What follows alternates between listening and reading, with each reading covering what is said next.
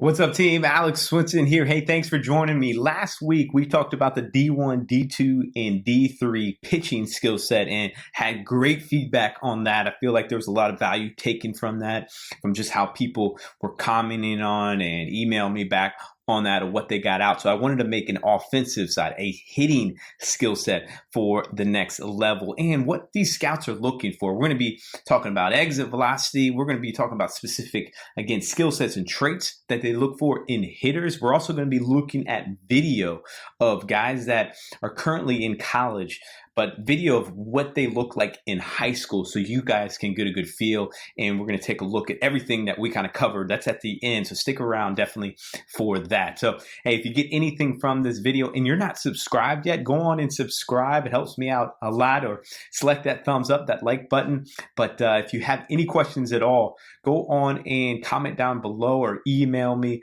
about anything on the recruiting landscape, and we will go from there. But let's hop into the hitting skill set for D1, D2, and D3. So these college scouts look at three things from a skill set perspective, and it's not in any particular order depending on the scout, okay? And it depending on the situation, depending on your position, depending on your athleticism and your ability. But let's start with the first one, hitting and on-base ability. So these coaches are going to look at you and measure you of, can you just flat out hit, all right? And what's your ability to get on base? And we're going to go into more detail about that here in a minute.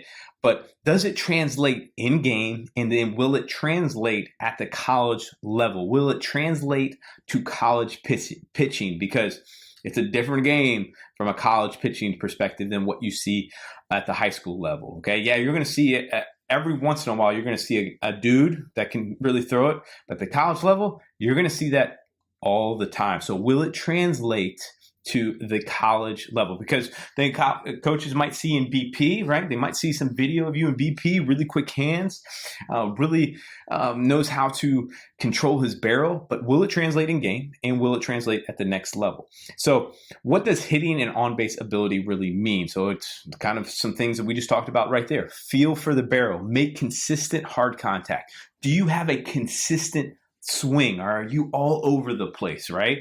We want consistent swings in your ability to hit to all fields. You'll see guys on the videos that are coming up here in just a couple minutes of short, quick hands, all right? Explosive hands, explosive wrists, and that has really good bat speed. So there's a lot of talk with, hey, using our hips, using our legs, which is really important. But in my opinion, there isn't enough to talk about as hands and like whippy hands and quick action, forearms, strong forearms, because hitting is a lot of that. Actually, from here to here, it is a lot of that. And I'll explain that here in a minute. So let's get to the next one. That was hitting and on-base ability. Next is plate discipline. Coaches look at a batter of how well he controls the strike zone. So knows his strengths, okay, where he does really well as far as hitting the ball, whether it's away or to left field. And guys, don't be just a left field hitter. Meaning if you're a righty and you're just smoking the ball to left field all the time, do not be that. You need to make sure you're working up the middle and to right field, especially left-handed hitters. Don't be just all pull, okay? You got to work on your ability to back the ball up and hit the other way. So this is that plate discipline, okay? You have a good approach. Does not swing at bad pitches. You see this all the time. Hey, it's going to happen, right? You're going to swing at bad pitches. That's just hitting. But do you do it all the time? Do you do it consistently? You need to make adjustments. You control the strike zone, and a good way for these college scouts to know and understand is if you have low strikeouts and a lot of walks is a good indicator if you have plate discipline. So do you have plate discipline? You need to evaluate yourself. You need to be evaluating yourself all the time on this, okay? So you can make adjustments as you go. You need to be evaluating yourself on all areas of your game and off the field as well. In school, with your relationships, how can you begin better? Where are you making mistakes? Where have you kind of plateaued? How can you get better in that area? Okay. The next one is gain power. Okay. Coach's measure of extra base hits, and does it measure up to the power you show in BP? So if you're a BP guy and you're that 5 o'clock BP guy, because usually that's what time they take BP in the bigs. You hear this, he's a 5 o'clock BP guy. So he can only show it off in BP. You don't want to be that guy, right?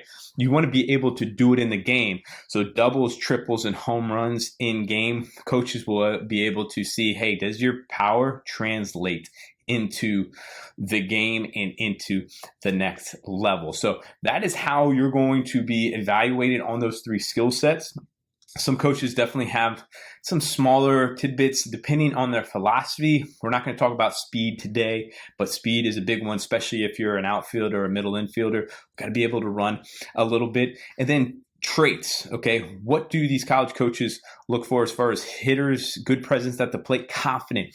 Hey, we want to see guys that want to go hit, guys that are throwing velo, that are confident, that are walking up there like they own the box. You need to work on your confidence at the plate. It can help translate into being just a better overall hitter, okay? And not allowing your past ABs, your past game to affect you. Meaning if you have a bad at bat, or if you have a bad couple at bats or a bad game and you're playing a doubleheader or even the day before, it's not affecting your next play. You need to have confidence. You need to have confidence going into that plate appearance, knowing you're going to get a hit. Of course, you're not going to do it all the time, but that's going to help you go through that. Sometimes you got to fake it to make it in this case, okay? And then, of course, they're going to look at your athletics, your athletic ability, your physicality, you're projectable. If you're projectable, meaning size is going to grow into the body.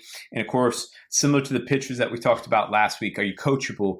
Do you seek knowledge? Are your work ethic leads and academically strong? So these scouts, how are they going to know that? They're going to come talk to your summer ball coach. They're going to come talk to your high school coach and see if you are that. Are there any problems off the field? Are you a bad teammate? Or are you a good team? Are you a good leader? Are you coachable?